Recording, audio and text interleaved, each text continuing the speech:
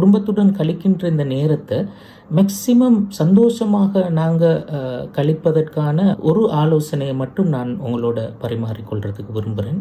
நாங்கள் உரிமைகளை எதிர்பார்க்கிற ஆக்களாக இருக்கக்கூடாது. உரிமைகளை விட்டு கொடுக்கிற மனோநிலையோட எவ்வளோ தூரம் இருக்கின்றோமோ அந்த அளவுக்கு நாங்கள் குடும்பத்துக்குள்ளால எங்களோட வாழ்க்கையை சந்தோஷமாக அமைச்சுக்கொள்ள முடியும்.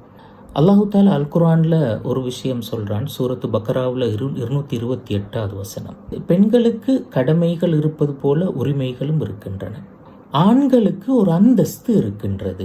இதற்கு என்ன பொருள்? ஆணுக்குள்ள அந்தஸ்து தரஜா என்ற அந்த சொல்லினூடாக அல் குர்ஆன் சொல்ல வந்த செய்தி என்ன?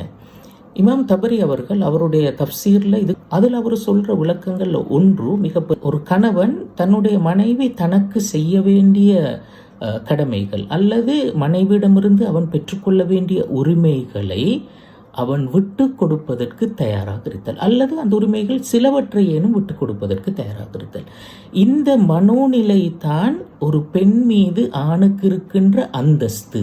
இங்க நாங்கள் விளங்குறோம் என்னென்றால் அந்த விட்டு கொடுக்கின்ற அந்த மனப்பான்மை, அந்த தாராள தன்மை தான் உண்மையிலே ஒரு ஆணுக்குரிய அந்தஸ்து.